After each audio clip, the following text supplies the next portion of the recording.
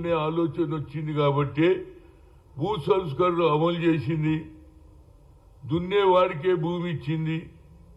అంతటితో ఆగలే, bank nationalise చేసింది.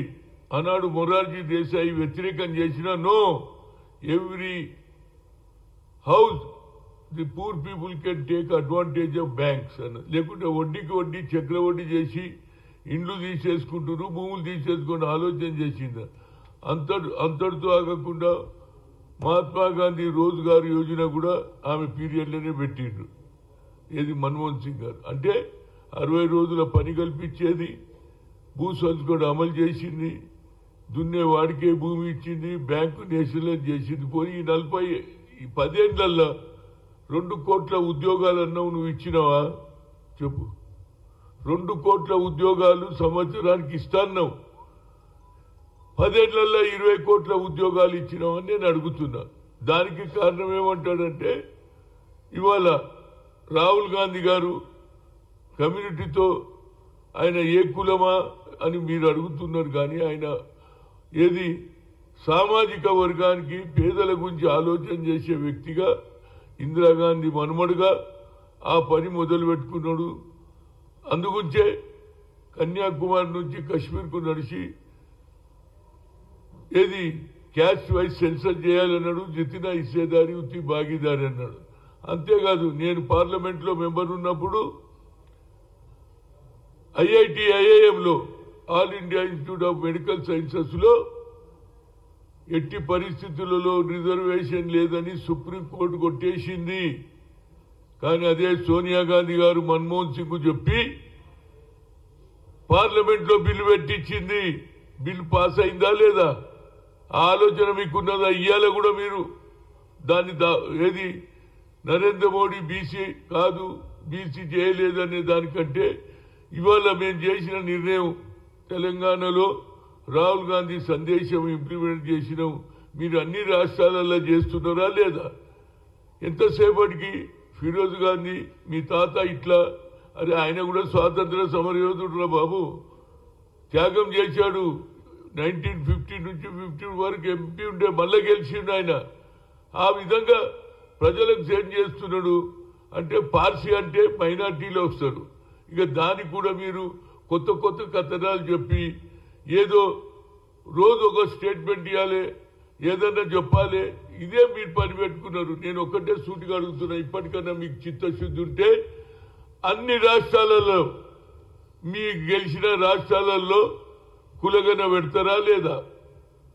కులగన పెడితే మీకు చిత్తశుద్ధి ఉన్నట్టు లెక్క. కానీ మీరు కేవలం 12-27 మంది మంత్రులకు ఇచ్చి ఉండొచ్చు. మేము ఎవడు చేయని పని చేసిన ఇవాళ మా పిల్లలు బీసీలు, బడుగు బలైన సాకలోడు, మంగళోడు అందరు కూడా, వడ్లోళ్ళు అందరు కూడా ఇవాళ దేనికి అవుతున్నారు? ఐఐటి చదివి ఇంజనీర్లు అవుతున్నారు. All India institute of medical science ఇది మేము చేసింది. అంతేకాకుండా సోషల్ జస్టిస్లో ఉండే ఏది ఈ మినిస్ట్రీ ఎస్సీ ఎస్టీ ఓబీసీ ఉంటే మా రాహుల్ గాంధీ గారు సెపరేట్ చేశాడు. మీరా కుమార్కి చెప్పి ఎస్సీ సెపరేట్, ఎస్టీ సెపరేట్, ఏది బీసీ సెపరేట్ చేశారు. అంటే అలాంటి ఆలోచన కాంగ్రెస్కు ఉన్నది. మీరు కేవలం ఎగగొట్టడానికి ఇప్పటి వరకు ఎప్పుడన్నా ఇచ్చినారా? ఎప్పుడన్నా బీసీల గురించి మీరు మాట్లాడినా? ఇప్పటి వరకు 5-10 ఏళ్ళు ఉన్నాడు. నేను 3 సార్లు కలిసినా, కులగన చేయమన్నా. అంతేకాకుండా ఇంకోటి చెప్పిన మా జనాభా ప్రాతిపదికంగా సెపరేట్ మినిస్ట్రీ ఇవ్వన్నా, అది కూడా మీరు చేయలేదు.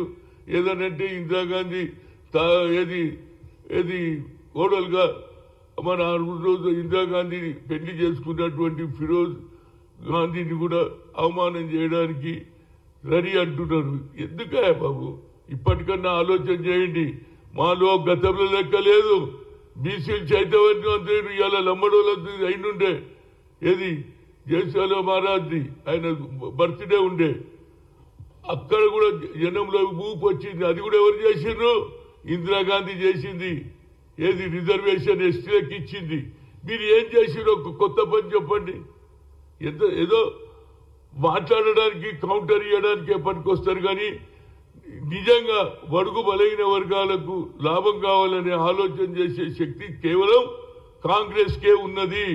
అది ఇందిరాగాంధీ కుటుంబానికే ఉన్నది. అందుగుంచే ఇవాళ కులగణన చేయడం జరిగింది. మిగతా రాష్ట్రాలలో ఈ కులగణన చేస్తే నిజంగా ఆయన బీసీ అనుకుంటాం. నువ్వు చేయకపోతే నేను చేసినా అంటే ఆయన ఏమనిటొచ్చు, బీసీ ఉండి బీసీలకు చేయలేదనే పాయింట్ చెప్తే దాన్ని కూడా కౌంటర్ చేయడం. ఈ విధంగా ఆఖరికి పోయి టెన్షన్ బతుకురా లెక్క చెప్తా అంటుడు. అరే మీ లెక్క చెప్పరాదు రా బాబు. నేను అనేది ఏంటి, మేము చిత్తశుద్ధితో ఉన్నామా లేదా? మీరు అబద్ధాలు చెప్పి పవర్లు వచ్చిందా లేదా? ఏమనంటే నేను 27 మంత్రులకు ఇచ్చిన, మీరు చేసింది కదా ఒకటి, 27 మంత్రులకు ఇస్తే కిందోనికి ఏం లాభం అయిందిరా బాబు? కిందోనికి లాభం కావాలి. అది కిందోనికి లాభం చేయడానికి ఎక్స్రే అన్నాడు రాహుల్ గాంధీ. అది ఎవరికి వస్తుంది ఆలోచన? కింది స్థాయిలో వాళ్ళ బతుకు తెరువులు ఎట్లుంటున్నారు, ఎట్లా తింటున్నారు, ఎట్లా పనులు చేసుకుంటున్నారు, వాళ్ళ సంసారాలు ఎట్లా నడుస్తున్నాయని ఆలోచన చేసే శక్తి కేవలం రాహుల్ గాంధీకి, ఇందిరాగాంధీ ఫ్యామిలీకి ఉన్నది. దాన్ని ఇవాళ రేవంత్ రెడ్డి ఇంప్లిమెంట్ చేసిరు. మీరు కూడా దయచేసి అన్ని రాష్ట్రాలలో ఏదైతే మీ గవర్నమెంట్ ఉందో అక్కడ ఇంప్లిమెంట్ చేస్తే అప్పుడే నరేంద్ర మోడీ కూడా మంచి పేరు వస్తుంది.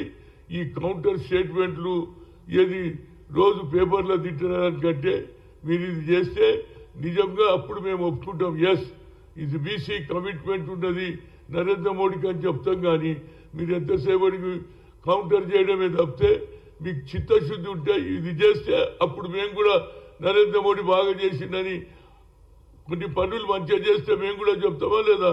ఇవాళ మహాత్మా గాంధీ రోజ్గార్ యోజన ప్రతి ఒక్కరు కూడా జ్ఞాపకం చేసుకుంటారు. 60 రోజుల పని ఇప్పించినాము. ఇక భూమి దొరికినోడు ఇవాళ కూడా ఇందిరమ్మ ఇచ్చిందని అంటున్నారు.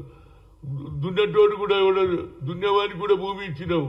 బ్యాంకుల నుంచి రుణాలు తీసుకునే వాళ్ళు కూడా ఆ ఇందిరమ్మ తల్లి అంటున్నారు. మీరు ఏం చేసిరో చెప్పరాదు రా బాబు అని నేను ఇప్పటికన్నా ఇలాంటి స్టేట్మెంట్ల కంటే నేను I'm appealing to the BJP and RSS people, let them they can start caste wise census in every state, then only we can say that real हमारे नरेंद्र मोदी बीसी के वास्ते कुछ करा అని చెప్పడానికి అవకాశం ఉంటుందని చెప్తున్నా. సేవలాల్ కూడా ఇవాళ ఏది ఆయనకి ఇంత మంచి పేరు వచ్చిందంటే సామాజిక న్యాయం కావాలని బడుగు బలైన వర్గాలు అన్నాడు. మహాత్మా జ్యోతిరావు ఫులే 18th సెంచరీలో మాట్లాడితే ఆయన కూడా 286వ జన్మదినంలో ఇవాళ వాళ్ళని కూడా పైకి తెచ్చింది ఎవరు? ఇందిరాగాంధీ 1976లో ఈ లంబడోళ్లను ఏది ఎస్టీలో కలిపిందా లేదా? ఇవాళ 10% రిజర్వేషన్ వస్తుంది. ఇవన్నీ మేము బడుగు బలైన వర్గాలకు అగ్రకులాల్లో ఉన్న పేదవారి గురించి ఆలోచన చేసే శక్తి కేవలం కాంగ్రెస్ పార్టీకే ఉన్నది. నిజంగా చిత్తశుద్ధి ఉంటే ఆయన ఎంపీ ఉండే, అదేవిధంగా దేశ స్వాతంత్రంలో పోరాడిను, ఆయన మీద కూడా కామెంట్ చేస్తారు. మైనార్టీ అంటే ఇప్పుడు సిక్కులలో కూడా మైనార్టీలు వస్తారు, ఇక దాన్ని పట్టుకొని ఎంతసేపటికి వీళ్ళు నిద్రలో కూడా ఎవడన్నా అక్బర్ అసద్ అనగానే లేచి కూర్చుంటారు వీళ్ళు. అరే తుర్కోలతో ఇంత భయం ఎందుకురా బాబు మీకు? వాళ్ళు కూడా స్వాతంత్రంలో కొందరు ఉండొచ్చు, కానీ దేశ స్వాతంత్రం మౌలానా గారు పనిచేసినా లేదా? స్వాతంత్రం గురించి ఎంతో మంది షహీద్ అయినరా లేదా? ముస్లింలు కూడా. కనుక ఆ ముస్లిం మీద ఒక్కటే టార్గెట్, కేవలం హిందూ ఓట్లు తీసుకోవాలి, గెలవాలనే మీకు ఆలోచన, సంకుటిత ఆలోచన ఉన్నది. దాన్ని మార్చుకుంటే మీ అందరి పేదవాళ్ళకు కూడా న్యాయం జరుగుతుంది.